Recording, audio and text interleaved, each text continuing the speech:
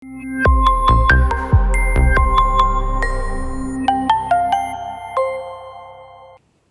ഇന്ന് നമ്മൾ പഠിക്കാൻ പോകുന്നത് ഇലക്ട്രിക്കൽ മെഷർമെൻറ്റ്സ് ആൻഡ് ഇൻസ്ട്രുമെൻറ്റ്സ് ആണ്. ഈ ടോപ്പിക്ക് മിക്കവാറും എല്ലാ കോമ്പറ്റേറ്റീവ് എക്സാമിനും ഇലക്ട്രിക്കൽ ആണെങ്കിലും ഇലക്ട്രോണിക്സ് ആണെങ്കിലും വളരെയധികം ഉപകരിക്കുന്ന ഒരു ടോപ്പിക്കാണ്. വളരെ സിമ്പിളായിട്ടുള്ള ഒരു ടോപ്പിക്കാണ്. So this topic is concern with, ഈ ടോപ്പിക്ക് നമ്മൾ ഡീൽ ചെയ്യാൻ പോകുന്നത് various types of electrical and electronic instruments and measuring techniques ആണ്. അപ്പോൾ ഒരു ഇൻസ്ട്രുമെൻ്റ് നമ്മൾ മെഷർ ചെയ്യാൻ ഉപയോഗിക്കുമ്പോൾ ആ ഇൻസ്ട്രുമെൻ്റ് എങ്ങനെ സെലക്ട് ചെയ്യണം, ഇത് വളരെ ഇമ്പോർട്ടൻ്റ് ആണ്. അല്ലെങ്കിൽ നമ്മുടെ റീഡിങ് പ്രോപ്പർ ആയിരിക്കത്തില്ല. അപ്പോൾ നമ്മുടെ ഇലക്ട്രിക്കൽ മെഷറിംഗ് ക്വാണ്ടിറ്റീസ്, ഏതൊക്കെ ക്വാണ്ടിറ്റി നമ്മൾ മെഷർ ചെയ്യാൻ പോകുന്നത് കറണ്ട് മെഷർ ചെയ്യണം, വോൾട്ടേജ് മെഷർ ചെയ്യണം, പവർ മെഷർ ചെയ്യണം, പവർ ഫാക്ടർ മെഷർ ചെയ്യണം, എനർജി മെഷർ ചെയ്യണം, അങ്ങനെ ഇൻഡക്റ്റൻസ്, റെസിസ്റ്റൻസ്, കപ്പാസിറ്റൻസ്, ഇതൊക്കെ നമുക്ക് മെഷർ ചെയ്യണം. അപ്പോൾ ഓരോ മെഷർമെൻറ്റിനും സൂട്ടബിൾ ആയിട്ടുള്ള ഇൻസ്ട്രുമെൻറ്റ്സ് ഉണ്ട്. അപ്പോൾ എങ്ങനെ നമ്മൾ ഇൻസ്ട്രുമെൻ്റ് സെലക്ട് ചെയ്യണം, ഇത് വളരെ ക്രിട്ടിക്കലാണ് മെഷർമെൻറ്റ് സിസ്റ്റത്തിൽ. നമ്മൾ കറണ്ട് മെഷർ ചെയ്യണം. ഈ കറണ്ട് എന്ന് പറയുന്നത് തന്നെ പല രീതിയിലുള്ള കറണ്ട് ആകാം. DC കറണ്ട് ആകാം, AC കറണ്ട് ആകാം, AC തന്നെ RMS കറണ്ട് ആകാം, മാക്സിമം കറണ്ട് ആകാം, ലോ ഫ്രീക്വൻസി കറണ്ട് ആകാം, ഹൈ ഫ്രീക്വൻസി കറണ്ട് ആകാം. So there are different types of current measurements. Similarly, there are different types of voltage measurements. DC voltage, RMS AC voltage, maximum AC voltage, high frequency AC voltage, low frequency AC voltage. So each measurement, I require a specified type of measuring instrument. So when I am going to measure current, നമുക്ക് current measure ചെയ്യാനായിട്ട് നമുക്ക് എന്താ വേണ്ടത്? നമുക്ക് ammeter വേണം, അല്ലേ? Ammeter. അപ്പോൾ ammeter എന്ന് പറഞ്ഞാൽ കറണ്ട് മെഷർ ചെയ്യാൻ ഉപയോഗിക്കുന്ന ഒരു ഇൻസ്ട്രുമെൻ്റ് ആണ്. അത് DC അമീറ്റർ ആകാം, AC അമീറ്റർ ആകാം, ഹൈ ഫ്രീക്വൻസി AC അമീറ്റർ ആകാം. So there are different types of ammeters. അപ്പോൾ ഒരു മീറ്റർ കണ്ടാൽ തന്നെ നമുക്ക് പറയാൻ പറ്റും അത് DC ആണോ AC ആണോ മെഷർ ചെയ്യുന്നതെന്ന്. അതിൻ്റെ സ്കെയിൽ നോക്കിയാൽ മതി. സ്കെയിലൊക്കെ ക്രൗഡഡ് ആണെങ്കിൽ, ആദ്യം ക്രൗഡഡ് പിന്നെ ഇങ്ങനെ മാറിക്കൊണ്ടിരിക്കുകയാണെങ്കിൽ, അത് യൂണിഫോം അല്ലാത്തൊരു സ്കെയിലാണെങ്കിൽ അത് മിക്കവാറും RMS മെഷർമെൻ്റ് ആയിരിക്കും, AC മെഷർമെൻ്റ് ആയിരിക്കും. DC മെഷർമെൻറ്റ് യൂണിഫോം സ്കെയിലായിരിക്കും.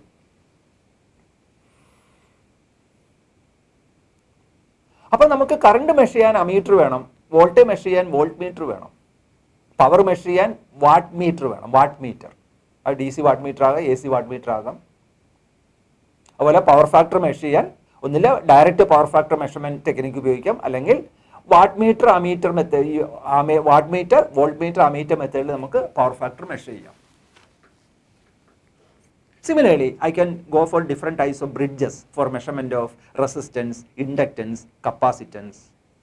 അപ്പോൾ ഈ ഇൻഡക്റ്റൻസും കപ്പാസിറ്റൻസ് തന്നെ ഹൈ ക്വാളിറ്റി ഫാക്ടർ മെഷർമെൻ്റ് ആകാം, ലോ ക്വാളിറ്റി ഫാക്ടർ ആകാം, മീഡിയം ക്വാളിറ്റി ഫാക്ടർ ആകാം. അപ്പോൾ ഓരോന്നിനും ഓരോ ഡിഫറെൻറ്റ് ടൈപ്സ് ഓഫ് ബ്രിഡ്ജസ് ആണ് നമ്മൾ ഉപയോഗിക്കുക.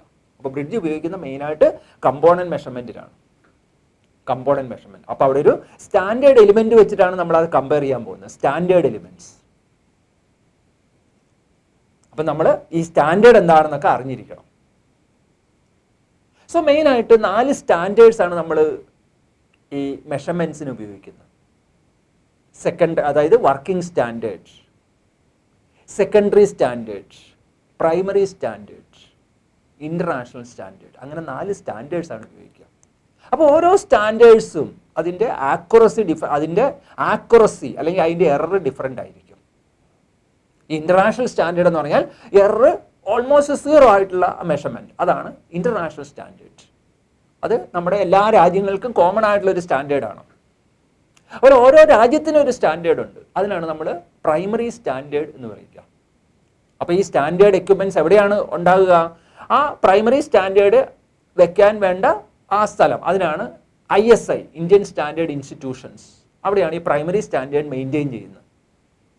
ഇന്റർനാഷണൽ സ്റ്റാൻഡേർഡ് മെയിൻറ്റെയിൻ ചെയ്യുന്നത് ഫ്രാൻസിൽ സിവേഴ്സ് എന്ന സ്ഥലത്തിലാണ്. ഫ്രാൻസിലാണ് ഇന്റർനാഷണൽ സ്റ്റാൻഡേർഡ് മെയിൻറ്റെയിൻ ചെയ്യുക. അതുപോലെ നമുക്ക് സെക്കൻഡറി സ്റ്റാൻഡേർഡ് ഉണ്ട്, നമുക്ക് വർക്കിംഗ് സ്റ്റാൻഡേർഡ് ഉണ്ട്. ഈ വർക്കിംഗ് സ്റ്റാൻഡേർഡ് എന്ന് പറഞ്ഞാൽ നമ്മുടെ ഡേ ടു ഡേ ലൈഫിൽ നമുക്കൊരു റെസിസ്റ്റൻസ് മെഷർ ചെയ്യണമെങ്കിൽ നമുക്കൊരു വർക്കിംഗ് സ്റ്റാൻഡേർഡ് വെച്ച് നമ്മൾ മെഷർ ചെയ്യുക. അപ്പോൾ ഈ സ്റ്റാൻഡേർഡ് ഉപയോഗിക്കുന്നതിൻ്റെ പ്രധാന ഉദ്ദേശം എന്താണ്? എറർ കുറയ്ക്കുക എന്നുള്ളതാണ്. എറർ കുറയ്ക്കുക, അതാണ് സ്റ്റാൻഡേർഡിൻ്റെ ഉപയോഗം. അപ്പം നമ്മൾ പറയും നമ്മൾ കാലിബ്രേറ്റ് ചെയ്യുക എന്ന് പറയും, കാലിബ്രേഷൻ. അപ്പോൾ കാലിബ്രേഷൻ എന്ന് പറഞ്ഞാൽ നമ്മുടെ എറർ കുറയ്ക്കാനുള്ള ഒരു മെത്തേഡാണ്. ഫോർ എക്സാമ്പിൾ ഇൻസ്ട്രുമെൻറ്റ് കാലിബ്രേറ്റ് ചെയ്യുക എന്ന് നമ്മൾ പറയും, കാലിബ്രേഷൻ. അപ്പം നമുക്കൊരു ലാബിൽ ഒരു റെസിസ്റ്റൻസ് മെഷർ ചെയ്യണമെങ്കിൽ വളരെ കോമൺ ആയിട്ട് ഉപയോഗിക്കുന്ന ഒരു മെത്തേഡാണ് Wheatstone's bridge, potentiometric technique, megger method of measurement, Kelvin's double bridge. ഇതൊക്കെ റെസിസ്റ്റൻസ് മെഷർ ചെയ്യാൻ വേണ്ടി ഉപയോഗിക്കുന്ന ടെക്നിക്കാണ്. Resistance measurement, Wheatstone's bridge, megger, potentiometric method, Kelvin's double bridge etcetera. അപ്പോൾ ഈ വീസ്റ്റൺസ് ബ്രിഡ്ജ് എന്ന് പറഞ്ഞാൽ നമ്മളൊരു 4 ആമുള്ളൊരു ബ്രിഡ്ജ് വെച്ചിട്ടാണ് നമ്മൾ ഈ വീസ്റ്റൺസ് ബ്രിഡ്ജിൽ അൺനോൺ റെസിസ്റ്റൻസ് മെഷർ ചെയ്യുക. അപ്പോൾ ഈ അൺനോൺ റെസിസ്റ്റൻസ് മെഷർ ചെയ്യണമെങ്കിൽ നമുക്കൊരു സ്റ്റാൻഡേർഡ് റെസിസ്റ്റർ വേണം. ആ സ്റ്റാൻഡേർഡ് റെസിസ്റ്ററിനെയാണ് നമ്മൾ എന്താ പറയുക, വർക്കിംഗ് സ്റ്റാൻഡേർഡ് എന്ന് പറയുക. അപ്പോൾ ഈ വർക്കിംഗ് സ്റ്റാൻഡേർഡിൻ്റെ പ്രത്യേകത എന്താണ്? നമ്മൾ മെഷർ ചെയ്യുന്ന ആ റെസിസ്റ്റൻസിലും എറർ കുറവായിരിക്കണം. അതായത് എറർ വളരെ കുറഞ്ഞ ഒരു എലിമെൻ്റ്, അതാണ് വർക്കിംഗ് സ്റ്റാൻഡേർഡ്. അപ്പോൾ ഈ വർക്കിംഗ് സ്റ്റാൻഡേർഡ് ആ റെസിസ്റ്റർ അല്ലെങ്കിൽ ആ കപ്പാസിറ്റർ അല്ലെങ്കിൽ ഇൻഡക്ടർ നമുക്ക് ആ പ്രോപ്പറായിട്ട് ഉണ്ടാക്കണം, പ്രോപ്പർ മെറ്റീരിയൽ ഉപയോഗിക്കണം. കാരണം ഒരു റെസിസ്റ്റൻസ് നമ്മൾ ഉണ്ടാക്കുമ്പോൾ ആ റെസിസ്റ്റൻസിൻ്റെ വാല്യൂ മാറാൻ പാടില്ല. അതിൻ്റെ ടോളറൻസ് എന്ന് പറയും, ടോളറൻസ് വളരെ കുറവായിരിക്കണം. ടെമ്പറേച്ചർ മാറുമ്പോൾ അതിൻ്റെ റെസിസ്റ്റൻസ് മാറാൻ പാടില്ല. അങ്ങനെ വേണം നമ്മളൊരു വർക്കിംഗ് സ്റ്റാൻഡേർഡ് ഉണ്ടാക്കാനായിട്ട്. അപ്പോൾ temperature coefficient of resistance almost 0 ആയിരിക്കണം. അങ്ങനെയുള്ള ഒരു മെറ്റീരിയൽ വേണം നമ്മൾ സെലക്ട് ചെയ്യാൻ ആ സ്റ്റാൻഡേർഡ് റെസിസ്റ്റർ ഉണ്ടാക്കാൻ. അപ്പോൾ temperature coefficient of resistance almost 0 ആയിട്ടുള്ള മെറ്റീരിയൽ അത് നമ്മൾ ഓർത്തിരിക്കണം. പരീക്ഷിക്കുക ഏത് കോമ്പറ്റീറ്റീവ് എക്സാമിന് പോയാലും ചോദിക്കുന്ന ഒരു ക്വസ്റ്റ്യൻ ആണ് 0 ടെമ്പറേച്ചർ കോഎഫിഷ്യന്റ് മെറ്റീരിയൽ. ആ മെറ്റീരിയലാണ് മാംഗനിൻ. അതൊരു കോമ്പിനേഷനാണ്, അലോയ് ആണ് മാംഗനിൻ. അല്ലെങ്കിൽ കോൺസ്റ്റന്റൻ, അത് ഒരു അലോയ് ആണ്. അപ്പോൾ ഈ കോൺസ്റ്റന്റൻ അല്ലെങ്കിൽ ഈ മാംഗനിൻ വെച്ചിട്ടാണ് നമ്മൾ വർക്കിംഗ് സ്റ്റാൻഡേർഡ് ഉണ്ടാക്കുക. അതിനൊരു ചെറിയ എററേ ഉണ്ടാകത്തുള്ളൂ. ഫോർ എക്സാമ്പിൾ ഒരു ±1% എറർ, അല്ല സോറി +-0.1% എറർ. 1% എന്നൊക്കെ പറയുമ്പോൾ വളരെ ലാർജ് എററാണ്. അല്ലെങ്കിൽ ±0.01% എറർ. ഇതൊക്കെയാണ് വർക്കിംഗ് സ്റ്റാൻഡേർഡിൻ്റെ എറർ വിച്ച് ഈസ് പോസിബിൾ. അപ്പോൾ വർക്കിംഗ് സ്റ്റാൻഡേർഡ് റെസിസ്റ്റർ ഉണ്ടാക്കാനായിട്ട് നമ്മൾ ഉപയോഗിക്കുന്ന മെറ്റീരിയലാണ് മാംഗനിൻ അല്ലെങ്കിൽ കോൺസ്റ്റന്റൻ. അതിൻ്റെ പ്രത്യേകത എന്താണ്? അതിൻ്റെ temperature coefficient of resistance almost 0 ആണ്. ഇനി വർക്കിംഗ് സ്റ്റാൻഡേർഡ് നമ്മൾ ഉപയോഗിക്കുമ്പോൾ അതിനെ നമ്മൾ കാലിബ്രേറ്റ് ചെയ്യാൻ വേറൊരു റെസിസ്റ്റർ ഉപയോഗിക്കും. ഈ വർക്കിംഗ് സ്റ്റാൻഡേർഡ് പ്രോപ്പറായിട്ട് വർക്ക് ചെയ്യുന്നുണ്ട് നമുക്ക് അറിയണം. അപ്പോൾ അതിനെ നമ്മൾ സ്റ്റാൻഡേർഡൈസ് ചെയ്യാനായിട്ട് വേറൊരു സ്റ്റാൻഡേർഡ് ഉണ്ട്. അതിനാണ് നമ്മൾ സെക്കൻഡറി സ്റ്റാൻഡേർഡ് ഉപയോഗിക്കുക. സെക്കൻഡറി സ്റ്റാൻഡേർഡ്സ് സാധാരണ ഇൻഡസ്ട്രിയിലൊക്കെ നമ്മൾ ഉപയോഗിക്കുന്ന സെക്കൻഡറി സ്റ്റാൻഡേർഡ്സ് ആണ്. അവിടെ മെഷർമെൻറ്റ് ആക്യുറസി വളരെ ഇമ്പോർട്ടൻ്റ് ആണ് ഇൻഡസ്ട്രിയിൽ. അപ്പം മെഷർമെൻറ്റ് സ്റ്റാൻഡേർഡ് ക്രിട്ടിക്കലായുള്ള ആപ്ലിക്കേഷൻസിലാണ് നമുക്ക് കാലിബ്രേഷൻ വേണ്ടി വരിക. അപ്പം നമ്മുടെ വർക്കിംഗ് സ്റ്റാൻഡേർഡിനെ കാലിബ്രേറ്റ് ചെയ്യാനായിട്ട് we are using what is called secondary standards. അപ്പോൾ സെക്കൻഡറി സ്റ്റാൻഡേർഡിൻ്റെ എറർ എന്തായിരിക്കണം? ഈ വർക്കിംഗ് സ്റ്റാൻഡേർഡിലെ എററും താഴെയായിരിക്കണം സെക്കൻഡറി സ്റ്റാൻഡേർഡ്സ്. ഇനി സെക്കൻഡറി സ്റ്റാൻഡേർഡിനെ കാലിബ്രേറ്റ് ചെയ്യാൻ ഒരു പ്രൈമറി സ്റ്റാൻഡേർഡ് വേണം. അപ്പോൾ പ്രൈമറി സ്റ്റാൻഡേർഡിൻ്റെ എറർ എന്തായിരിക്കണം? വളരെ കുറവായിരിക്കണം സെക്കൻഡറി സ്റ്റാൻഡേർഡുമായിട്ട് കമ്പയർ ചെയ്യുമ്പോൾ. അപ്പോൾ ഈ primary standards resistors, inductors, capacitors ഇതൊക്കെ മെയിൻറ്റെയിൻ ചെയ്യുന്നത് ഓരോ രാജ്യങ്ങളാണ്. അപ്പോൾ രാജ്യങ്ങൾ മെയിൻറ്റെയിൻ ചെയ്യുന്ന ആ സ്റ്റാൻഡേർഡിനാണ് പ്രൈമറി സ്റ്റാൻഡേർഡ് എന്ന് പറയുക. For example Indian standard institutions, ഇവിടെയാണ് ഈ പ്രൈമറി സ്റ്റാൻഡേർഡ്സ് മെയിൻറ്റെയിൻ ചെയ്യുക. ഈ പ്രൈമറി സ്റ്റാൻഡേർഡ് എന്തിനു വേണ്ടി ഉപയോഗിക്കുക? Calibration of secondary standards. ഇനി പ്രൈമറി സ്റ്റാൻഡേർഡിൻ്റെ ആക്യുറസി എന്താണെന്ന് നമുക്ക് അറിയണ്ടേ? അതിനുവേണ്ടി നമുക്കൊരു ഇൻ്റർനാഷണൽ സ്റ്റാൻഡേർഡ് വേണം. അപ്പോൾ ഇൻ്റർനാഷണൽ സ്റ്റാൻഡേർഡ് എന്ന് പറഞ്ഞാൽ അതിൻ്റെ എറർ 0 ആയിരിക്കണം. അപ്പോൾ പ്രൈമറി സ്റ്റാൻഡേർഡിനെ കാലിബ്രേറ്റ് ചെയ്യാൻ we are using international standards, and these international standard components are kept in France, CEVES, SEVRES. ഈ സ്ഥലത്താണ് ഈ ഇൻ്റർനാഷണൽ സ്റ്റാൻഡേർഡ് മെയിൻറ്റെയിൻ ചെയ്യുന്നത്. അപ്പോൾ ഈ സ്റ്റാൻഡേർഡ്സ് വെച്ചിട്ടാണ് നമ്മൾ മെഷർമെൻ്റ് ഒക്കെ ചെയ്യുന്നത്.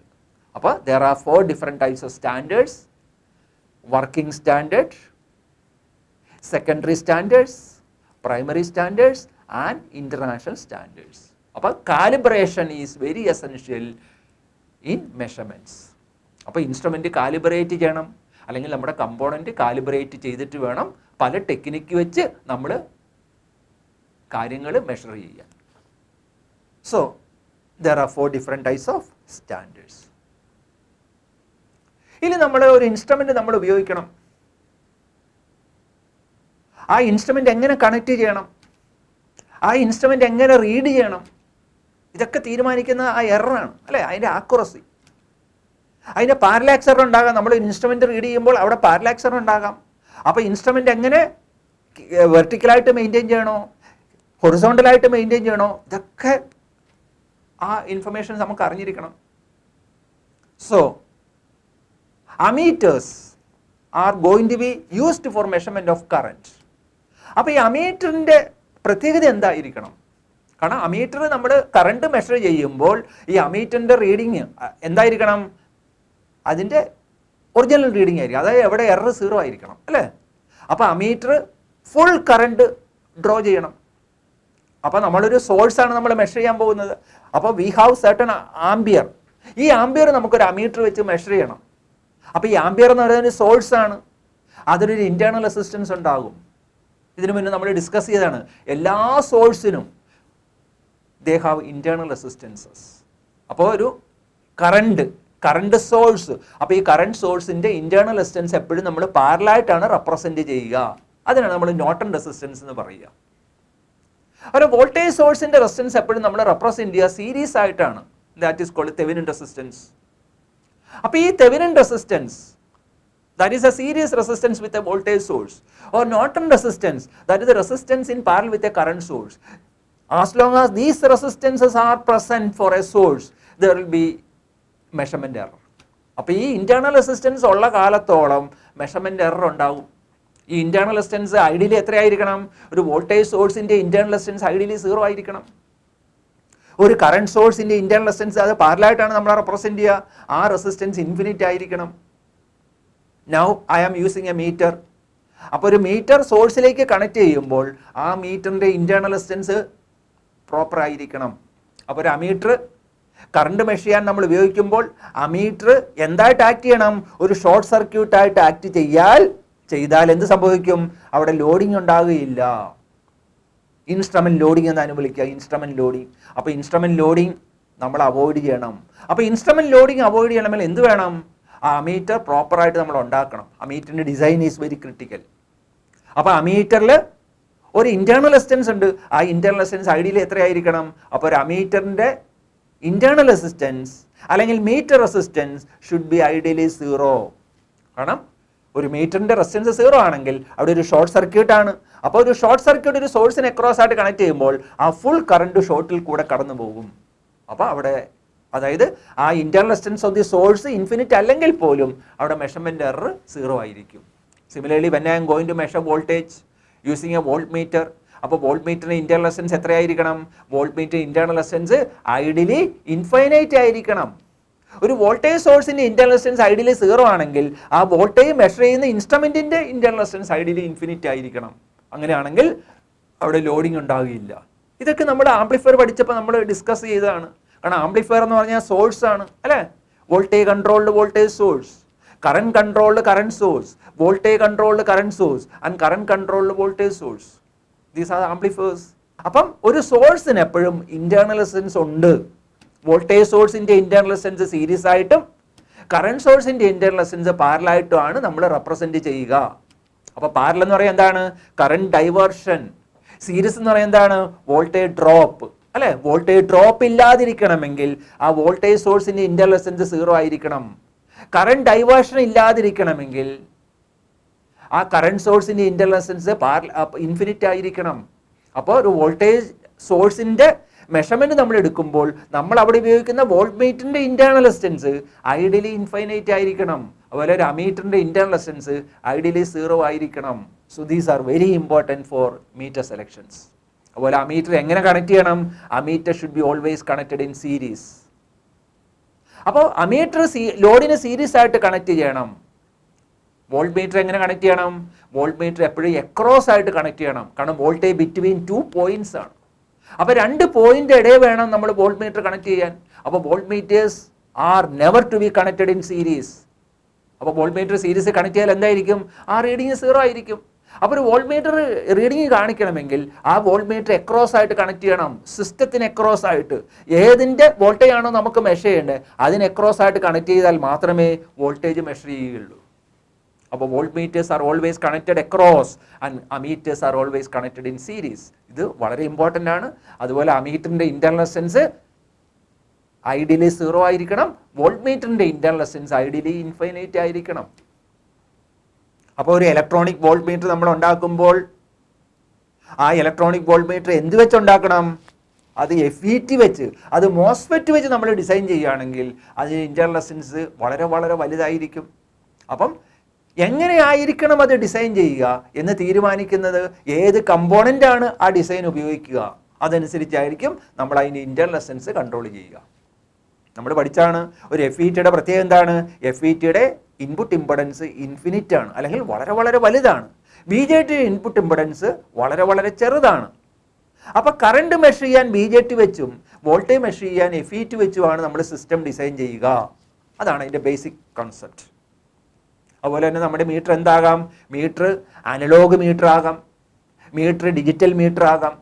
അപ്പോൾ അനലോഗ് മീറ്ററിൻ്റെ എറർ സാധാരണ ഡിജിറ്റൽ മീറ്ററിൻ്റെ എററിലും കൂടുതലായിരിക്കും. അപ്പോൾ ഡിജിറ്റൽ മീറ്ററിൽ നമ്മൾ ഒരുപാട് എന്താണ് ബിറ്റ്സ് വേണം അല്ലെ? ബിറ്റ്സ് ഉപയോഗിച്ചിട്ടാണ് 4 ബിറ്റ് മീറ്റർ, 3.5 ബിറ്റ്, അവിടെ ഡോട്ട് ഉള്ളത് കൊണ്ടാണ് ഹാഫ് വരുന്നത്. അപ്പോൾ 3.5 ഡിജിറ്റ് വോൾട്ട് മീറ്റർ, അല്ലെങ്കിൽ 4.5 ഡിജിറ്റ്, അല്ലെങ്കിൽ 8.5 ഡിജിറ്റ്. അപ്പം എത്ര ബിറ്റ് കൂടുന്നോ അത്രയും മെഷർമെൻറ്റ് ആക്യുറേറ്റ് ആയിരിക്കും. അതിന് നമ്മൾ റെസൊല്യൂഷൻ എന്നുള്ള ക്വാണ്ടിറ്റിയല്ല നമ്മൾ സ്പെസിഫൈ ചെയ്യുന്ന resolution of an instrument. Number of bits കൂടിയാൽ അതിൻ്റെ റെസൊല്യൂഷൻ ബെറ്റർ ആകുന്നു. അതാണ് നമ്മുടെ ബേസിക് ഐഡിയ. അപ്പോൾ ഡിജിറ്റൽ മീറ്റേഴ്സും ഉണ്ട്, അനലോഗ് മീറ്റേഴ്സും ഉണ്ട്, അതുപോലെ DC മീറ്റേഴ്സും ഉണ്ട്, AC മീറ്റേഴ്സും ഉണ്ട്. അതായത് ആവറേജ് റീഡിങ് ഇൻസ്ട്രുമെൻ്റ് ഉണ്ട്, RMS റീഡിങ് ഇൻസ്ട്രുമെൻ്റ് ഉണ്ട്, പീക്ക് റീഡിങ് ഇൻസ്ട്രുമെൻസും ഉണ്ട്. അപ്പം നമുക്ക് ഏത് ക്വാണ്ടിറ്റിയാണ് മെഷർ ചെയ്യേണ്ടത് accordingly we have to go for whether average reading instruments, RMS reading instrument etcetera. അതുപോലെ തന്നെ നമ്മുടെ ക്വാണ്ടിറ്റി അണ്ടർ മെഷർമെൻറ്റ് അതിൻ്റെ ഫ്രീക്വൻസി വളരെ വലുതാണെങ്കിൽ അതനുസരിച്ചുള്ള ഇൻസ്ട്രുമെൻറ്റ് നമ്മൾ ഉപയോഗിക്കണം. So these are the various ideas of selecting instruments. അപ്പം നമ്മൾ DC മെഷർ ചെയ്യണമെങ്കിൽ നമുക്ക് ഏത് മീറ്ററാണ് വളരെ കോമൺ ആയിട്ട് ഉപയോഗിക്കുക? PMMC movement, permanent magnet moving coil instruments.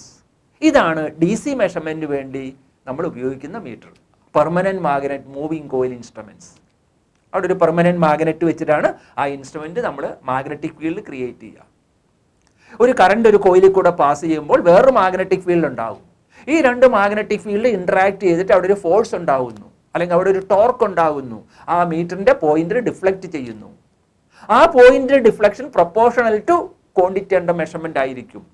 അതുകൊണ്ട് ആ മീറ്ററിൻ്റെ സ്കെയിൽ യൂണിഫോം ആയിരിക്കും. ഇതാണ് അതിൻ്റെ ബേസിക് ഐഡിയ. അപ്പം DC മെഷർമെൻറ്റ്സിന് നമ്മൾ ഉപയോഗിക്കുന്ന ഒരു ഇൻസ്ട്രുമെൻ്റ് ആണ് permanent magnet moving coil instruments, PMMC instruments. അതിനെ നമ്മൾ ഡി ആർസൻവാൾ മൂവ്മെൻറ്റ് എന്ന് പറയാറുണ്ട്. D'Arsonval movement, that is used for measurement of DC current, DC voltage etcetera. അപ്പോൾ ഡി ആർസൻവാൾ മൂവ്മെൻറ്റ് അല്ലെങ്കിൽ permanent magnet moving coil instruments. ഈ moving coil instrument read ചെയ്യുന്ന വളരെ വളരെ മൈന്യൂട്ട് കറണ്ട് അതിൽ കൂടെ പാസ് ചെയ്യാൻ നമ്മൾ അനുവദിക്കത്തുള്ളൂ. കാരണം ആ മീറ്റർ ഉണ്ടാക്കിയിരിക്കുന്നത് വളരെ ലൈറ്റ് മെറ്റീരിയൽ വെച്ചിട്ടാണ്. So the current which is permitted through that coil is very small. അപ്പം നമുക്ക് ഒരു മീറ്ററിൻ്റെ ഫുൾ സ്കെയിൽ ഡിഫ്ലക്ഷൻ എന്ന് പറഞ്ഞാൽ ഏകദേശം മൈക്രോ ആംപിയർ ആയിരിക്കും. അപ്പം നമുക്കൊരു 5 ആംപിയർ മെഷർ ചെയ്യണമെങ്കിൽ എന്ത് വേണം? ബാക്കി കറണ്ട്, അതായത് ഒരു full scale deflection current 100 micro ampere ആണെങ്കിൽ ബാക്കി കറണ്ട് നമ്മൾ ഡൈവേർട്ട് ചെയ്യണം. അതിന് നമ്മൾ ഷണ്ട് എന്ന് പറയുക. അപ്പോൾ ഒരു പെർമനൻറ്റ് മാഗ്നറ്റ് മൂവിങ് കോയിൽ ഇൻസ്ട്രുമെൻറ്റിനെ അമീറ്റർ ആക്കണമെങ്കിൽ നമ്മളൊരു ഷണ്ട് ഉപയോഗിക്കണം. And what should be the value of the shunt? This we will study in this topic.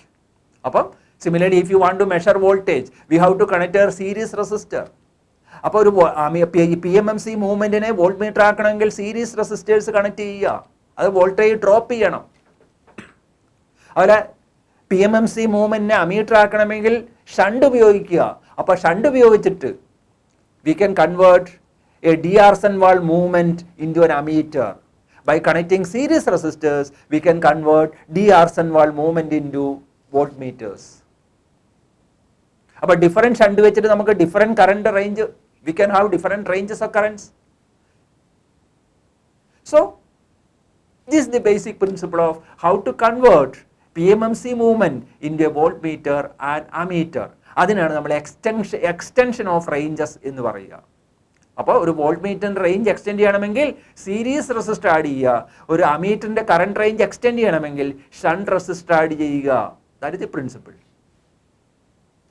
If you want to measure RMS value, we can make use of the heating effect of the RMS value. Heating effect.